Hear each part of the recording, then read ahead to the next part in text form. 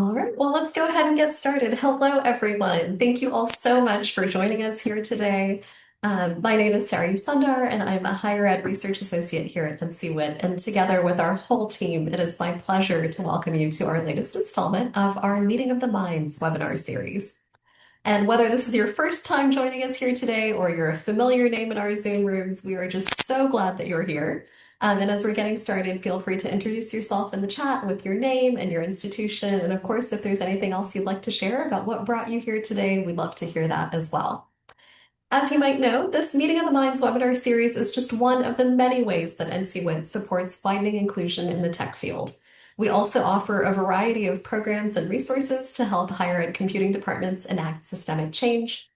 And actually, our newest offering is the NCWIT Learning Lab, which is a new resource that gives you access to self-paced courses and professional development on a range of topics that are key to broadening participation in computing and helping ensure success for all students.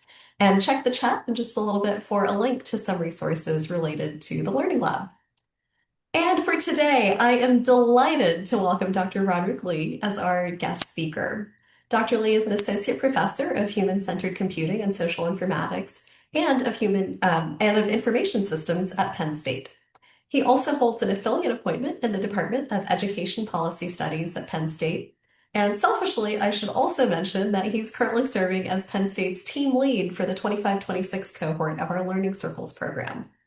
Dr. Lee's scholarship focuses on broadening participation in AI and computing education, designing inclusive, equitable, and identity-affirming STEM learning environments, and advancing human-centered AI innovations across organizational and societal contexts. He's also actively engaged in national initiatives aimed at building a shared vision for advancing undergraduate and master's level AI education, including efforts that strengthen interdisciplinary curricula, promote responsible AI literacy, and expand access to emerging AI workforce pathways. I actually was very lucky enough to see a small snippet of what we're going to be seeing today last fall, and so I'm so excited to be able to bring this session to our NCWIT community. So without further ado, thank you so much for being here, Dr. Lee. Take it away. Well, thank you very much for that warm introduction. Good afternoon, everyone, or good morning to my colleagues on the East Coast, West Coast, I should say. But I'm going to go ahead and start my PowerPoint presentation here because I know that we have a lot of ground to cover and there will be opportunities for Q&A at the end of this presentation. So again, the topic of my presentation today is the power of microaffirmation, and the subtitle is Fostering Belonging and Mattering in Computing. And by belonging, that pretty much means do I fit in? And by mattering, it means do I matter to others? And I'm specifically focused on whether students feel that they belong and if students feel that they matter to others in these computing contexts. So I'm going to start the presentation here by introducing my collaborators, and so acknowledging their contributions to this work. And so again, Roderick Lee, we have Lynette Yager, who is a professor of human-centered computing and social informatics at Penn State University, as well as the Associate Dean for Equity and Inclusion in the Schreyer Honors College. Also, Chris Gamret, who's an associate teaching professor of human-centered computing and social informatics. And we've been engaged in this project now for about 3.5 years. And this all started with a National Science Foundation broadening participation in computing grant. So the key takeaways that were listed on the agenda for today is by the end of this presentation, it is my hope that you understand the theoretical taxonomies and operational definition of microaffirmations, that you'll be able to recognize the impact of microaffirmation on students' engagement, persistent, psychosocial outcome, and particularly for historically underserved students. That third, that you'll be able to apply practical evidence-based microaffirmation strategies in your teaching, mentoring, advising, peer interactions, or other interactions that you have with students to cultivate inclusive and supporting classroom and lab environments.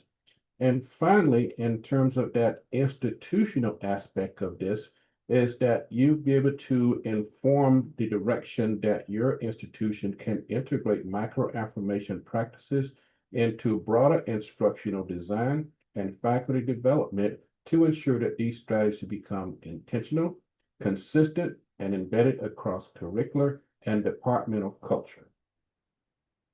So the research questions for this stage of the study is that we wanted to specifically get a broad understanding of how do historically underserved students experience different forms of microaggressions and microaffirmations in computing classrooms. The first phase of this, we specifically focus on how to experience inclusion and exclusion, but in order to ground this in theory, we move to the next stage in terms of focusing specifically on these microaggressions and microaffirmations. The phase of the study I'm in right now is specifically focusing on microaffirmations because we know quite a bit about microaggressions, but we don't know a whole lot about microaffirmations in computing classrooms and other contexts. But in order to actually institutionalize this or into broadening capacity to incorporate microaffirmations into our daily interactions, practices with students, it is important to identify how can faculty professional development be intentionally designed to equip instructors to recognize, enact, and sustain microaffirming practices over time. And so that is the essential question that I hope to address by the end of this presentation. But to get you started here, we have a whole host of problems in higher education, the least of which is these opportunity gaps. And I use the term opportunity gaps instead of achievement or instead of equity gaps. I use opportunity, basically it means that here's the problem, but we have an opportunity. So there's a solution out there for this problem. The other part about this in using design thinking, the first phase in design thinking is empathizing. And by problematizing student success in higher education, it is my hope that we can empathize with the current situation that students are in and begin to reframe how we view addressing these challenges as not as a deficit of students, but more as what has the institution done to actually make the institution more inclusive and welcoming for students. So my premise here is that we have not done enough in higher education to make sure that students from all backgrounds, all identities can persist and thrive in our learning environments. So when we look at these drop, fail, and withdrawal rates, and for those of you who have been through this here, you understand what the D's and F's are on your transcripts.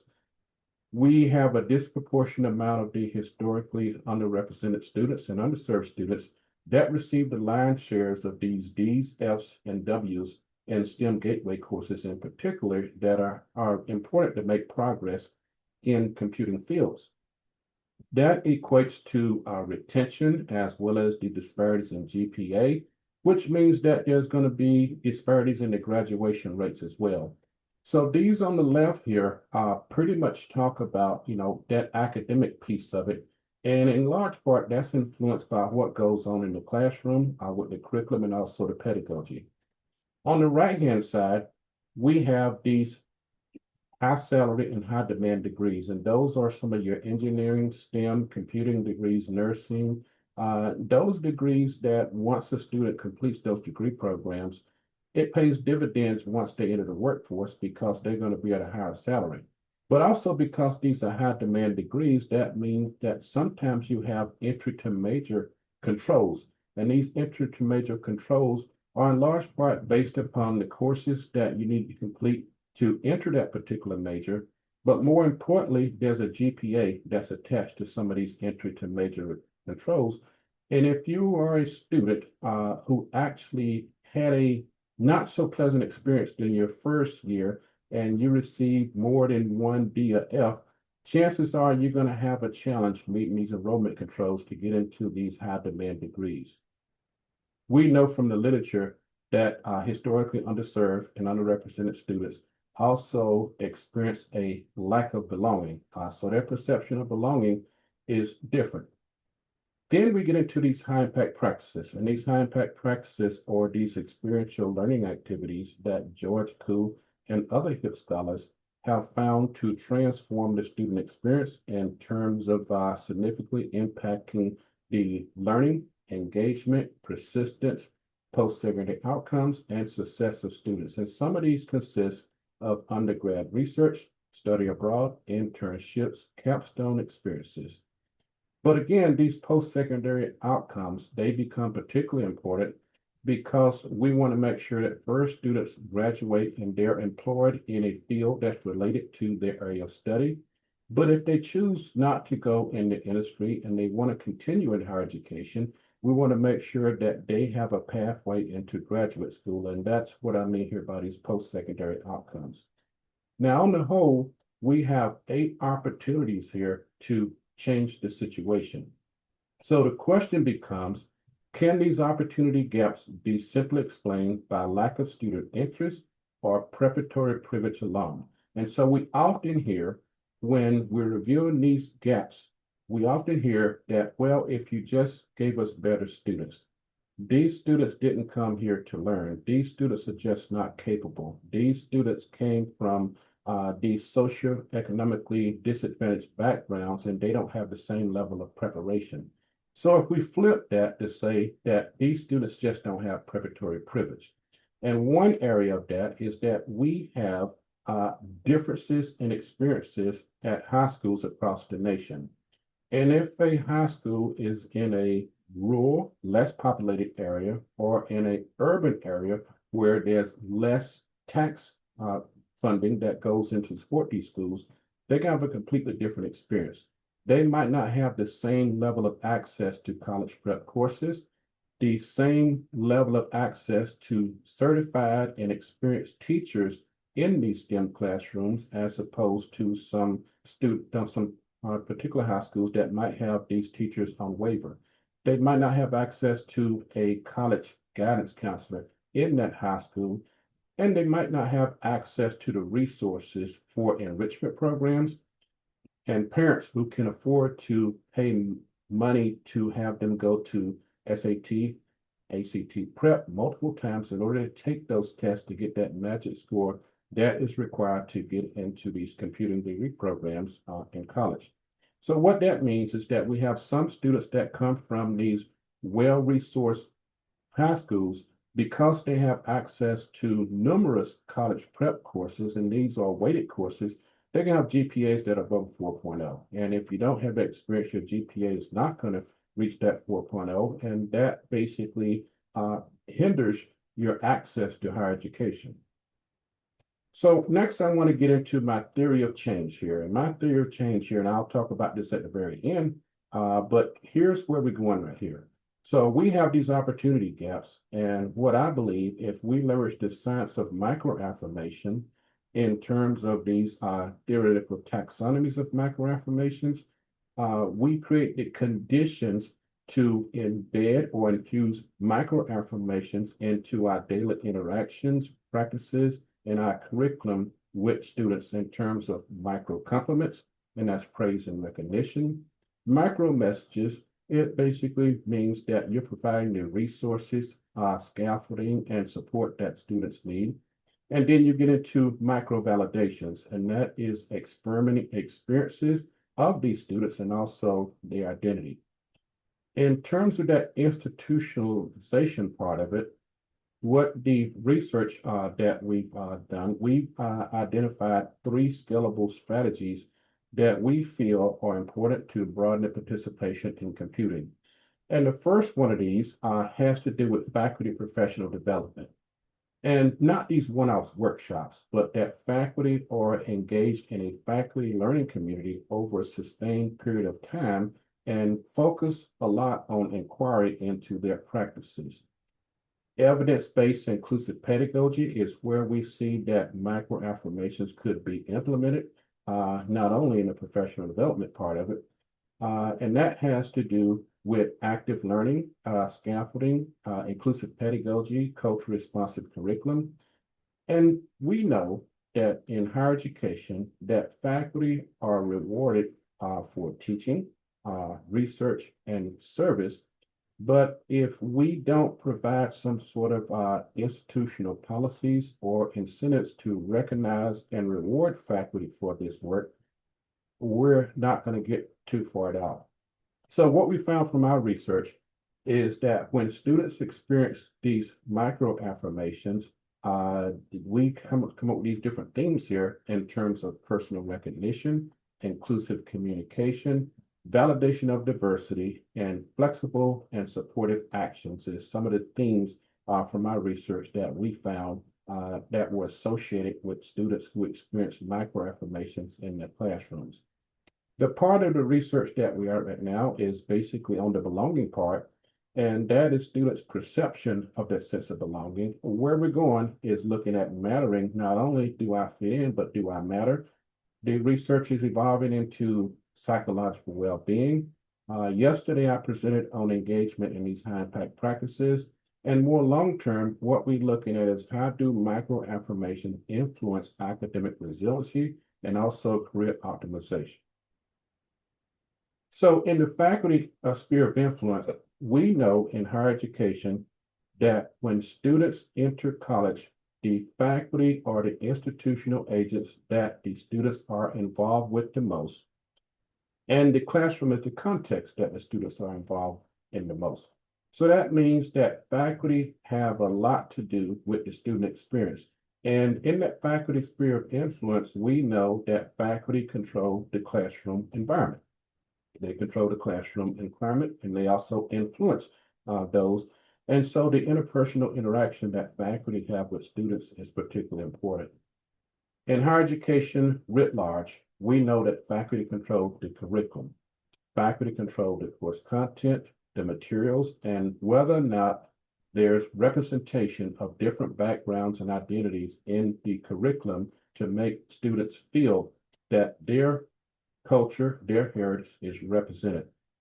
Faculty control not only what they teach in the curriculum, but how they teach in terms of pedagogy. And that gets to their teaching methods, the way they assess students, but also providing feedback to students. And here's where active learning is particularly important. Now, it's also very important that in terms of this classroom environment and climate, that faculty make sure that they're engaging in practices that make students feel included, that their identity is firm, that they matter, and also that the environment is supportive. Now, when we look at these college classrooms, and this basically is some work from the National Alliance for Partnerships and Equity. And one of the things I did was I went into large language model mode and started creating different versions of these graphics. And so this presentation is mostly graphics. But take a student in a classroom. The student is going to experience behavior from faculty. They're going to experience behavior from their peers. And we know that some environments are not inclusive. We get into these social psychological dynamics and where some cultural stereotyping goes on, unconscious bias, that leads to these different type of messages that are conveyed. I talked a little bit about preparatory privilege. And so if we don't create these environments where all students can succeed, we have a situation where we might be perpetuating situations where those who don't have the preparatory privilege continue to be disadvantaged. More importantly, we have a lot to do in terms of faculty, staff, advisors, in terms of helping students develop their self-efficacy. So here we have two types of classrooms here. We have a classroom where students experience microaffirmations, and we have a classroom where students might experience these micro inequities. And if we look particularly at these microaffirmations, you notice the student is standing up. The student is not bent down and all sorts of other stuff going on and trying to figure out how can I break this wall down to find myself in a situation where I feel included and also valued. Now, this term micro inequities, it was developed by Mary Rowe at Harvard University in 1973. And at the same institution is where Chester Pierce coined the term microaggressions in 1970. And what Mary Rowe found is that if she talked to industry professionals and leadership managerial ranks, about microaggressions, they assumed that they were committing these microaggressive behaviors, and Mary Rowe found a term that they understood and that they could actually come into communication with, and that was these micro inequities. She also developed this term micro affirmations in 1973 based upon this concept of micro inequities. Now, in terms of the students in the classroom, where if we look at, some of the legacy of Claude Steele, also Carol Dweck, we get into some work by Mary Murphy. And because students are in these environments, there's this thing called a cue hypothesis. And that is a psychological dimension, but that's also a physiological dimension. And so the messaging, the cues that students experience in these environments has a lot to do whether or not they feel included or belong. So in terms of psychological, if you're an underrepresented student, you have this numeric underrepresentation where you're going to be vigilant. You're going to be vigilant to look for cues in the environment that signal whether or not you are feel you belong or included, or whether or not that the person who's in charge or the faculty member, the staff member, feel that you are actually intelligent, competent, and capable of succeeding in that environment. So that basically, and when you're not, you experience a lack of belonging, and it also affects your desire to participate. Now, here's where it gets interesting. So we have these studies, and these studies are based upon surveys and interviews with students. And so the question becomes, well, that's just students' perception. So when Mary Murphy's team decided to take this a step further, they started looking at the physiological dimensions of this, and they connected the students to monitors. Now, this was not an actual classroom. This was a simulated experience based upon certain scenarios and prompts. And what they found is that when the students experience stereotype threat or imposter syndrome, their cardiovascular interbeat interval increase as well as the galvanic skin response. And so now you have students with sweaty palms, and you have students whose heart rate has increased. And imagine if you scale that across institutions across the United States, you will find that there's some harm that's being done that we need to eradicate. So the definition of terms here is again, Chester Pierce developed the term of microaggressions in 1970 at Harvard University. And Daryl Sue and his colleagues actually capitalized on that by reconceptualizing microaggressions as brief and commonplace daily verbal, behavioral, and environmental indignities, whether intentional or unintentional. And that's important there, because sometimes microaggressions are intentional and sometimes they're unintentional. But the cumulative effect is what actually matters the most. That communicate hostile, derogatory, or negative racial slights and insults to the target person or group. Now, in terms of Mary Rowe in 2008, she developed this concept of microaffirmations as a way that we can eradicate microaggressions. She defined microaffirmations as small acts which are often ephemeral and hard to see, public and private events, often unconscious but very effective, which occur whenever people wish to help others succeed. So we have two particular definitions of terms here that are very different. Now, if you look at this, you might say, well, it is very difficult for me to detect a microaggression versus a microaffirmation. And so these taxonomies mean a lot. And so Daryl Sue in 2007 and colleagues, they developed these different levels. And the micro insults and the micro invalidations, those are unconscious behaviors for the most part. They're not intentional for the most part. Where micro assaults, we know what those are, and those are easy to recognize because those are deliberate, overt acts of bias intended to demean or harm an individual. And some examples there, the avoidant behavior, derogatory language, purposeful discriminatory actions. But you get into the micro insults and the micro invalidations, and I'll give you one example of this here. A woman student submits a programming assignment. And the professor said, you did really good on this assignment to be a girl. So that is both a micro insult as well as a micro invalidation.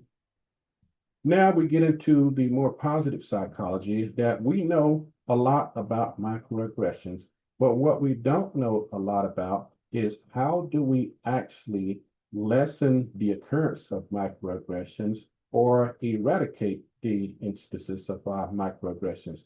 And so if we look at microaffirmation in terms of these taxonomy of micro compliments, micro supports, and micro validations, and this came out of research in 2019 by Ellis and colleagues. And they specifically want to talk about, well, what do we do? We know that microaggressions exist, but what we can do to change the situation. And so micro compliments, these are positive messages that convey praise, respect, appreciation. But some of the examples here is recognizing improvement, persistence on an assignment, or recognizing maybe when a first generation student is overcoming obstacles, knowing that they have difficulty navigating a hidden curriculum. Micro supports are intentional actions that offer information, resources, and personalized assistance. The best place for this to occur is during office hours, faculty communications with students, but the scalable approach is to include these micro supports in the syllabus. Then we get into these micro validations, and that's these communications that affirm and legitimize the experiences, perspectives, or emotions of individuals from marginalized groups. And that's again acknowledging a student's experiences, opinions, abilities, as well as challenges that they might be experiencing.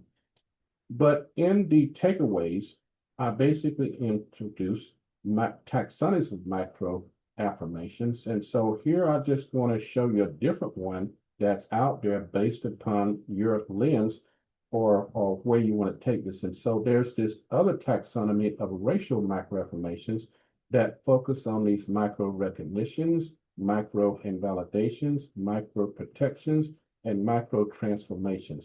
And the only thing I say about this right here in terms of the micro transformations is that when students see that there are changes in policies that address some of these unwelcoming and sometimes, exclusionary environments that they experience.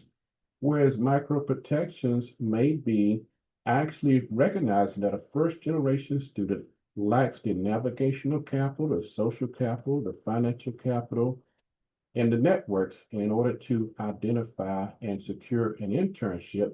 But when an institution realizes that, they put the infrastructure and practices in place to make sure that that burden is taken off of that first generation student to make that process of securing that internship transparent, fair, and also equitable.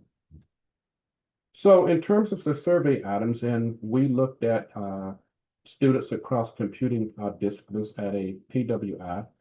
And so the first thing we wanted to get a sense is students' feeling of inclusion, such as belonging, respect, and participation. And we had three primary questions there that you see on the screen. But then we want to get into these dimensions of exclusion, such as experiences of isolation, as well as lack of recognition. And the example here is I've experienced exclusionary behavior. I feel isolated in classes or group work, or I have observed or been subjected to disrespect based upon identity factors. And so we get into two opposite experiences for students. And then we have these open-ended questions. And so the open-ended questions to get at these exclusionary behaviors, we ask students, if you've ever felt excluded from the college community due to your identity, please elaborate on why you felt excluded. We have another question here that in your college classes, what are some actions taken by your faculty that have made you feel included in the college community? So this is taking more of that positive psychology lens, because we want to understand what were some of the exclusionary as well as some of the inclusionary experiences, but why? Given your identity, what are some actions that you wish faculty in your college classes would take to make you feel more included in the college community? So now we get into identifying some interventions that could be implemented in order for institutions to make sure that students feel included in the overall college community. What we also did here was we used the taxonomy of microaggressions and the taxonomy of microaffirmations in order to open-ended responses. We coded instances of microaggressions as well as instances of microaffirmation based upon codes. And so what we found is students experience both inclusion and inclusion in the college classrooms. We didn't find instances of micro assaults, and I'm pretty excited about that, in the least that, that is the most severe form. But we found instances of micro invalidation and also these micro insults. But more importantly, we found ways that we can actually change the situation by identifying what types of micro affirmations students experience so we can actually implement those into certain structures and practices in order to improve the situation for all students. So with the micro supports, students found that faculty who provided resources, scaffolding, and personalized assistance made them feel more included and made them feel more belonging in the college experience. And then these micro validations in terms of affirming experiences, identity, and recognizing the potential, because sometimes faculty can see the potential in students that students don't actually see in themselves. So here we have these practices that are enacted by faculty.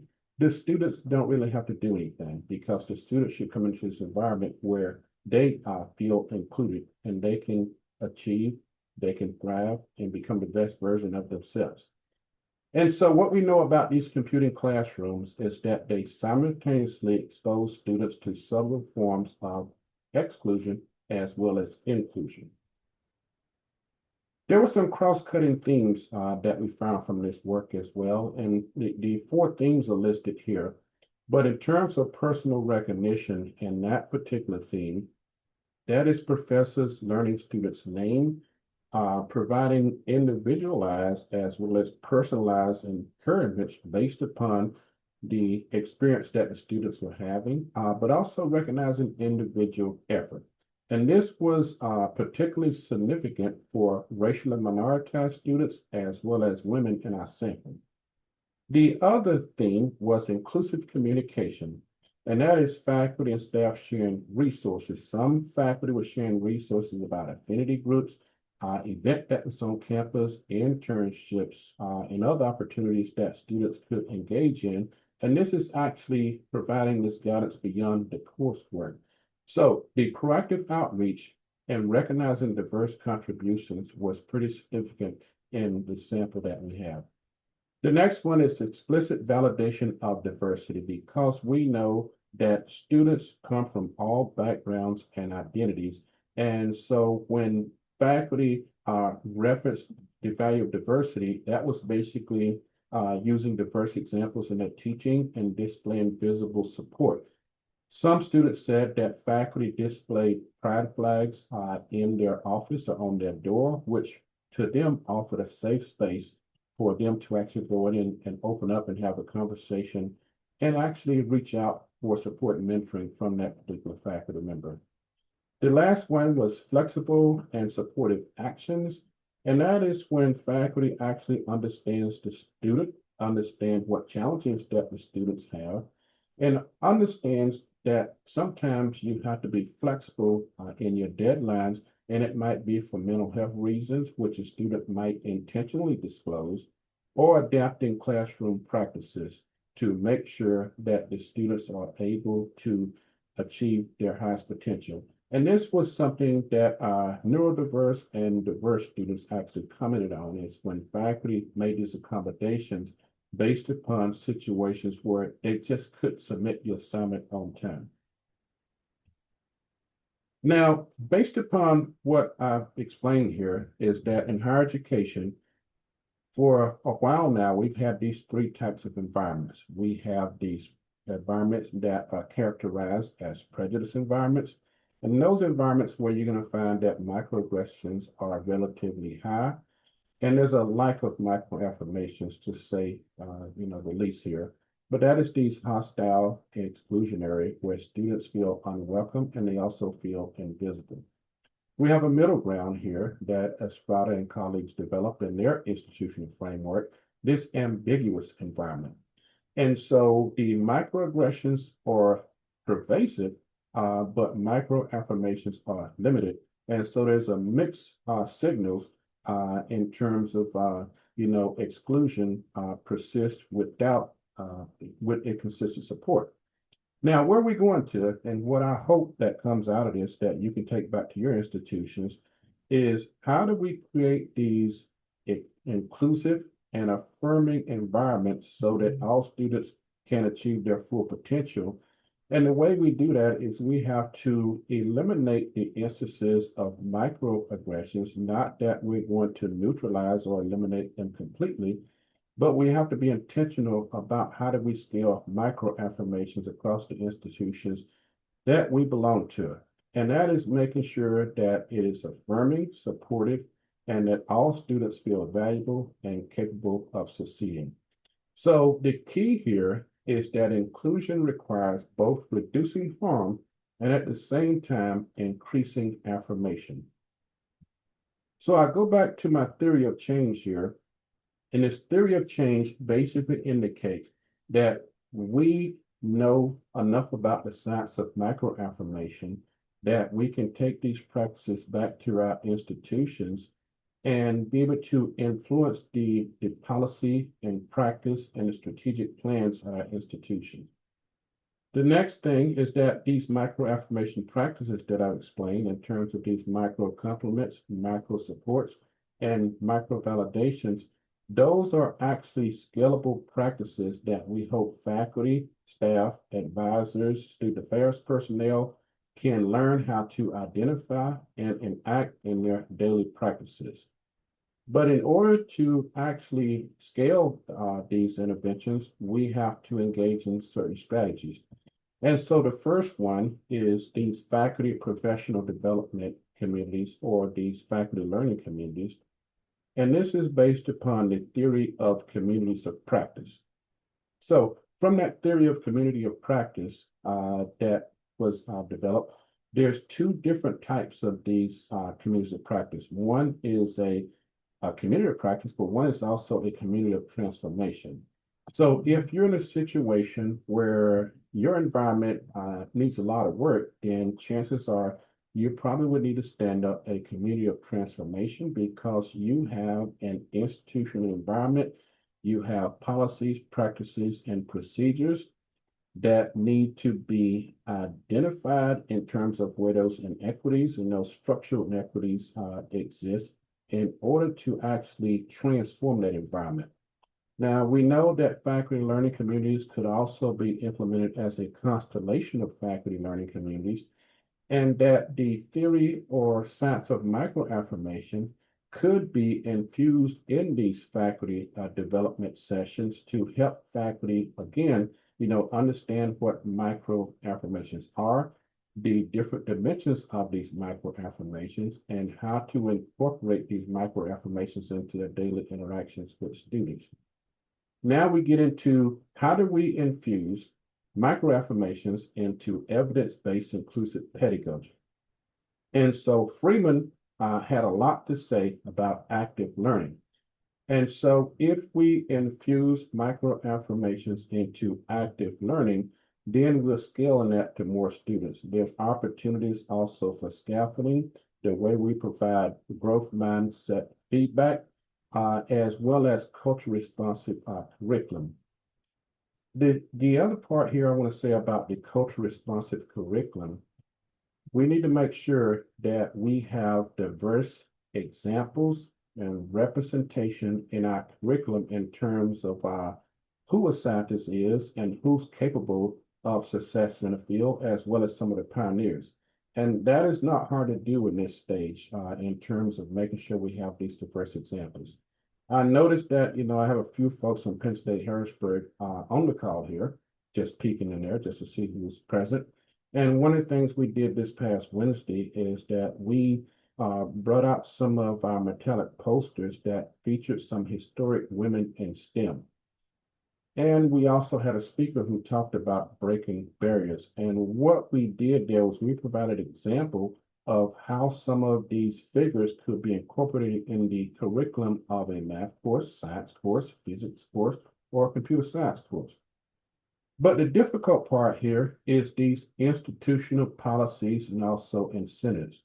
So there's opportunities to actually revisit the way that we evaluate faculty in the faculty annual review by making explicit that these microaffirmations become part of what we term inclusive teaching, that we provide seed grants for faculty who don't want to do research on these, that we provide recognition, rewards, stipends, support, and it might be just offering faculty a course release in order to reformulate or revise their curriculum so it incorporates microaffirmations more intentionally.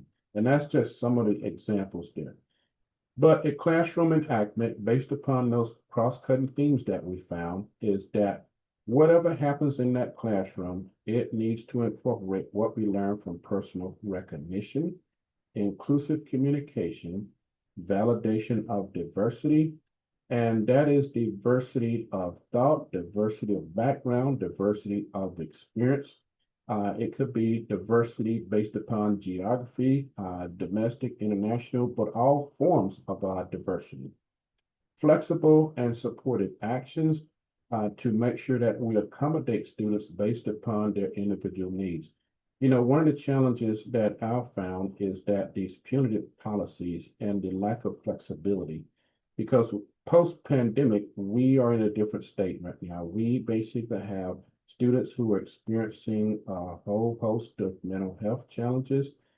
They're experiencing hunger, homelessness, and they're dealing with a lot. And sometimes it is helpful if we acknowledge the experience that the students are having and be flexible and supportive in how we engage and support our students. And so again, in terms of the student outcomes, we are where we need to be with the belonging part. We need to work on the mattering part because again, belonging is do I fit in? Mattering is actually do I matter to others? But given the Q's hypothesis and those psychological and those physiological dimensions, you know, we have to begin to focus on what is the impact of microaffirmation on students' psychological well-being. Yesterday, I presented my research on high impact practices. And we know that for the most part, the research and scholarship on high impact practices basically states that those students who stand to benefit the most from high impact practices are the ones who are not participating in high impact practices. And that is your historically underserved, underrepresented, as well as students who are first in their families to attend college.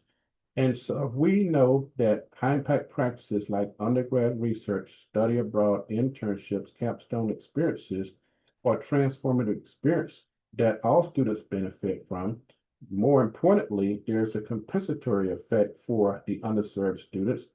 Then we need to make sure that we're providing access to high impact practices for all students, especially given the era of AI, where AI literacy is going to be pretty important for students actually being able to go through their higher education and achieve their career goals. Academic resiliency, and so that takes into consideration the persistence and strategies that students overcome struggle, and career optimization, because we want to make sure that when students come into our institutions, they have aspirations, they have dreams, they have goals of who they want to be when they leave our institution, and it's best to us to put in place a situation where we can support them along that journey. So how does this actually contribute to research? And this is my last slide here. So in everything that we do, we have to talk about what are the broader contributions to computing education and what are the contributions to our whole shared experience here where we're attempting to broaden participation in computing. And so the first thing we can do is that we can reframe what we mean by inclusion.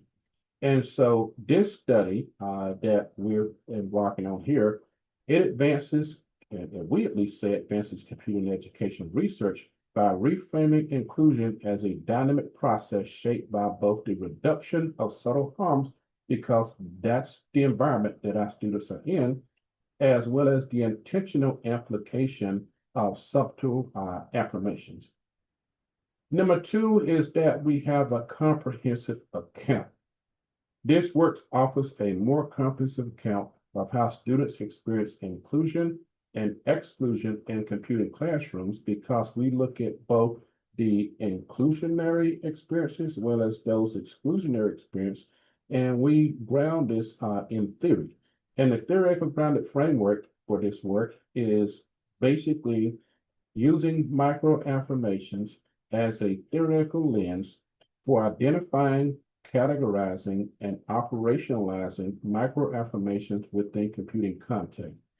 And from the literature that we've read, this seems to be a gap in the broadening participation literature, and as well as a gap in the computing education literature, is that we talk a lot about efforts to broaden the participation, but we don't go at the level in terms of how do we change the experience in the classroom so that all students can succeed.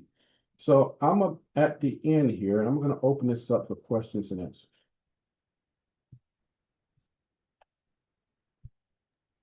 Thank you so much for that fantastic presentation. If folks would like to add their questions in the chat, I would be happy to share those. But just to get us started, I'm curious, you mentioned you had that slide where you were talking about the prejudiced environment, the ambiguous environment, the inclusive environment, and kind of recognizing that higher ed spaces are overlapping environments, right? So you're in the classroom, but you're also experiencing a student organization, you're interacting with your advisors, and each of those are kind of sort of micro environments within the broader campus environment. How do differing experiences come together to create a student's perception of the overall environment? And how can maybe, if there is one environment that's particularly supportive of these practices, say a faculty member that really wants to champion their students, but they're in an environment within the department that is maybe less supportive of these, how do we kind of navigate those challenges? So the first thing that we have to do is institutions and faculty, as well as staff and leaders, is we have to take an ecological approach in order to understand that these environments are overlapping. And a student can experience being isolated and excluded in the department, also in the classroom. But when they get into the student affairs space and they belong to clubs and organizations where they feel that they belong, they matter, and they're able to achieve their potential, they develop their confidence, then it helps neutralize those experiences. So we're not going to completely change one environment over another, but what we can do is make progress on incrementally changing each environment so that we have this robust ecosystem that creates this infrastructure for all students to feel included, that they belong, as well as they matter. And I think the one place that we can do this is by engaging more people in the strategic planning process. Because oftentimes with the strategic plan, the whole process involves a few individuals who might not represent the voices of those individuals who feel isolated, who feel marginalized, who feel that they're unwelcome and don't feel that they're included in this environment. And so there's a lot of different things we can do, but these overlapping environments, from prejudice and ambiguous to inclusive, you can be in a situation where you experience all three of those in the same day. Absolutely. That is certainly consistent with my experience of higher ed. We have a question from the audience. Can you elaborate on your experience in incorporating this thinking and these concepts into faculty expectations and reward systems? And particularly, what strategies might you suggest to help overcome any resistance and skepticism to these practices? So that is a loaded question there. And so one of the things that we've done at Penn State is I've applied for several grants. And a couple of these grants came from my SRI Institute of Teaching Excellence. And what we hosted on the one hand is that we hosted a inclusive teaching workshop series, and we engaged faculty in these three workshops. They completed one in February, March, and April of last year. And we talked a lot about strategies for creating these inclusive environments, and we used the syllabus as the artifact to create these inclusive and growth mindset cultures. We just had another presentation at one of our campuses back in December, and it was in the same vein, but it was a mini workshop. But I was a part of the Howard Hughes Medical Institute Inclusive Excellence Grant that Penn State was involved in with 16 other institutions. And one of the things that I was responsible for was developing a faculty learning community.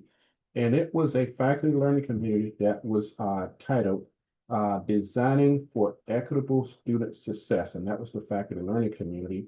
We read the work by Mary Murphy. We had Mary Murphy actually come to campus. We had her participate in a workshop, and we engaged our faculty in this work by providing them with books. And so those are some of the ways that I've been taking on the role of a change agent to try to do the best I can to spread the gospel of creating these inclusive environments for our students. I think the challenge that you're going to have in this work when you go back to your institution, if you're not in a position to actually help institutionalize this work, and if you're not empowered to scale this work, it becomes a difficult challenge. But I'm so thankful at Penn State that we have an infrastructure in place where we have collaborators that are engaged in this through the College of Information Science and Technology, World Campus Professional Faculty Development, the Center for the Study of Higher Education, which is in the College of Education, and our SRI Institute for Teaching and Excellence at Penn State. And so working with those groups has been a very rewarding experience because we have become a community that are engaged in how can we help promote this work and scale it across all of Penn State. Lovely. That's a beautiful illustration of taking an ecological approach, having such robust support from different corners of the institution. We had another question come in, and I do just want to put a plug in. If you could take some time to fill out our feedback form, that would be wonderful. We do really value your feedback and want to make sure that these offerings are as aligned with your needs as possible. So we had a question asking if you could elaborate on the research design and methods that led to the findings. They said it was helpful to see the progression of how the research questions then shaped the conclusions. So let me start from the beginning. So we were involved with our associate dean for student engagement. And basically what we were looking at is how do we assess the climate, but also how do we improve the climate? And so that led to these surveys, these biannual surveys to get a sense of the pulse on the climate as well as student inclusion and belonging. And then it got to the part where we saw the data, but then how do we actually analyze that data? And that's what led me to look at the research on microaffirmations and begin to use that as a taxonomy to organize the themes as well as to code the analysis of the open-ended questions. And so that got us to that part of taking what was just a climate survey to more in terms of how can we make this more theoretically informed. And so what we had to do was actually do we had to do a retrospective thematic analysis of the open-ended responses. I'll say it best way to approach it there. But again, using the codes in terms of micro complements, micro supports, micro validations, and looking at those taxonomies, those subtypes of microaggressions in order to begin to analyze this data. taking the work from the Howard Hughes Medical Institute, where it was more of a capacity building. In order to build capacity, we had to look at, in building capacity of the faculty to enact these macro affirmations, but also looking at how we can actually influence the curriculum and pedagogy, as well as looking more at the institution, is that now we have the institution that has to be involved. So how do we look at how do we incentivize, recognize, and reward this work? So it started again from just a climate survey. Okay, and we've got several more questions, but in the interest of time, maybe we'll end on this one. Are there ways that we can help encourage students to come forward, essentially to seek out these kinds of micro affirmations when they're feeling like they aren't feeling right within the institution? Are there ways that faculty can kind of position themselves as a place to be a provider of this kind of support? Well, I'm so glad you asked that question. And so the best way I think that we can do that as faculty members is that we can develop inclusive growth mindset or equity minded syllabi. And in that syllabi, what we can include in there is welcoming messages to the students that support their various identities, but also open up and say that we're here to help you succeed. One of the other things I found helpful is change that word office hours to student hours and put a note in there to let students know what student hours are for and that you're available for them. And when students come to your office, make sure that the door is fully open so it creates this welcoming space. One thing that I've learned to do is actually engage with students outside of the classroom, whether that's going to the sporting event, participating and mentoring an affinity group, or actually presenting at a campus-wide initiative that involves students.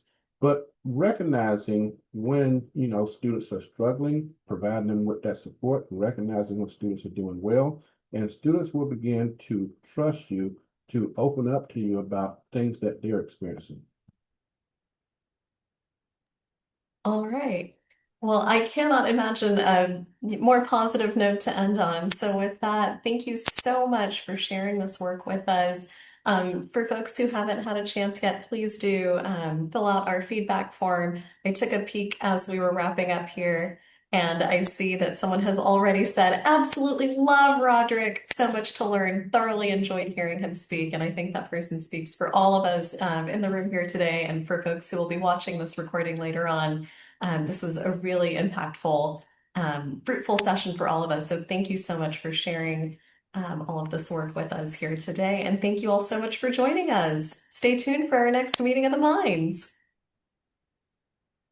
Thank you. Thank you.